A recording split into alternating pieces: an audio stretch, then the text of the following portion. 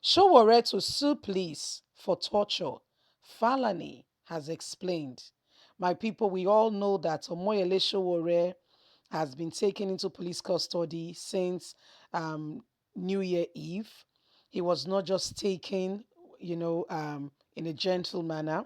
He was tortured, and since being in police custody, the young man has been on hunger strike, stemming to the fact that police has refused to give him some of his requests, and as such, he has said he's not going to eat anything.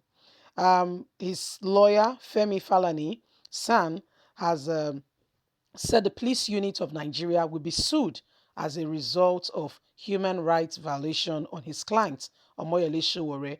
This matter is getting really serious, and Nigerian government needs to be very careful. Sometime last year, 2019, they did this, and the US had to send a strong message to Nigeria.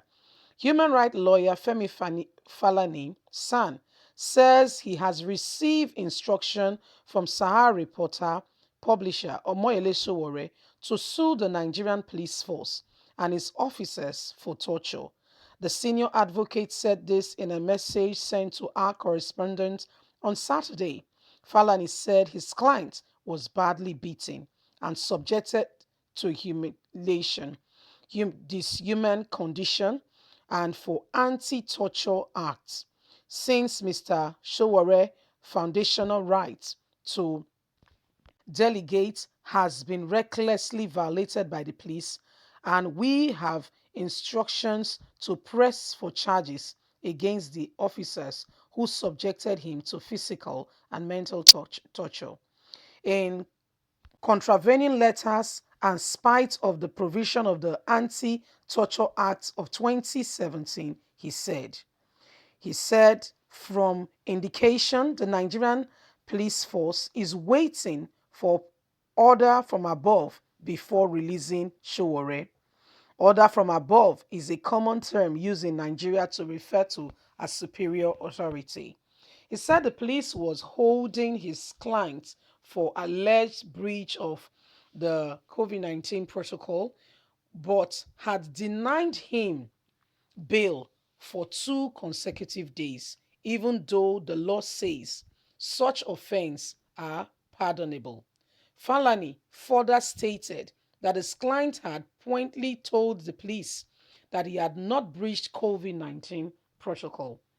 The activist said Mr. Sowore, who was covering an event at the time of his arrest, has maintained that he did not breach any of this protocol or regulations. He has been detained indefinitely on the basis of order from above. The lawyer said his client has been tortured and locked up in a detention faculty along with other robbers, suspected armed robbers.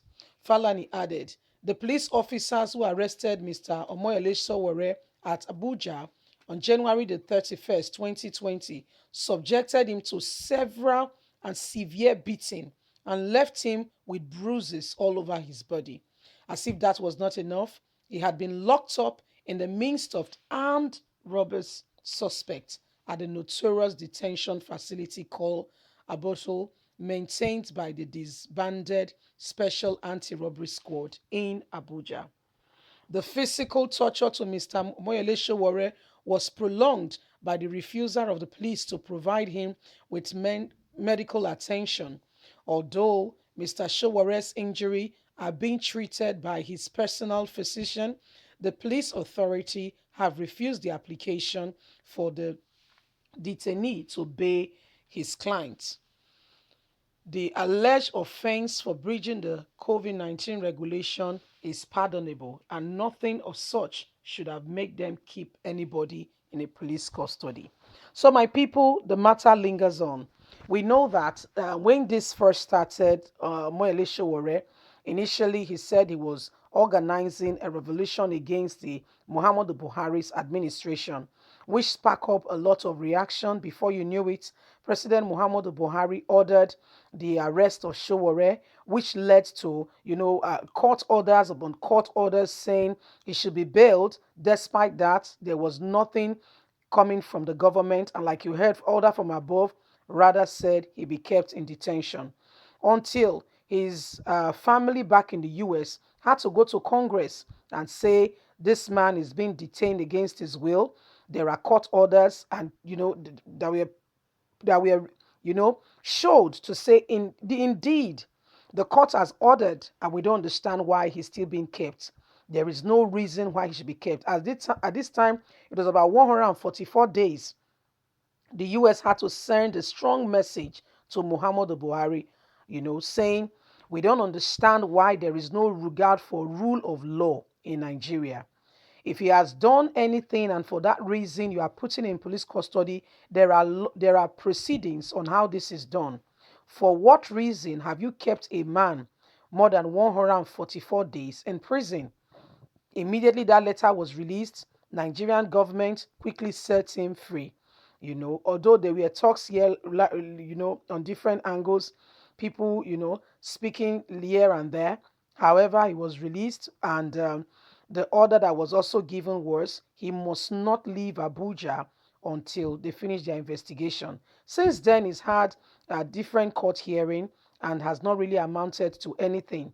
As a matter of fact, it's glaring that the Nigerian government just wants to frustrate his efforts. Don't forget that in 2019, he was the presidential candidate who was speaking about revolution, that this set of people who do not mean well for Nigerians and the youth of today should leave so that the younger generation could come on board. However, in that election, he was defeated according to INEC. Today, the story is different.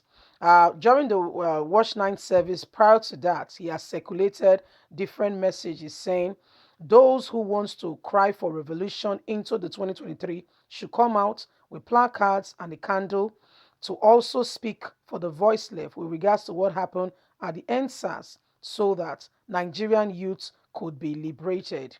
A handful of people came out, but guess what? Nigerian army was there waiting already for them. And as soon as they showed up at the time and all that, they were apprehended. And it was not a small torture and what have you. We also presented you with the pictures of how he looks like. So his lawyer, Falani, has sent a message saying the Nigerian police, I beg your pardon, will be sued. So this is where we are at the moment. Stay with us. We'll be keeping you informed as the matter unfolds. Don't forget to please like us, share, subscribe. God bless you. Bye for now.